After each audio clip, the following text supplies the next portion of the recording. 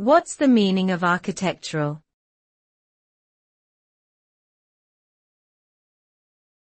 Architectural.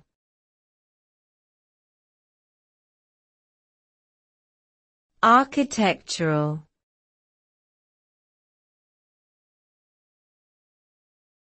Architectural.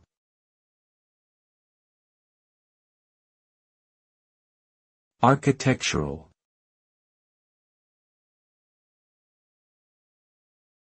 Architectural refers to anything related to the design or construction of buildings and other physical structures. It encompasses everything from the layout of a space, to its materials and structural components, to the aesthetic details that give it charm and character. The result of good architectural design is a structure that is not only functional and durable, but also beautiful and inspiring.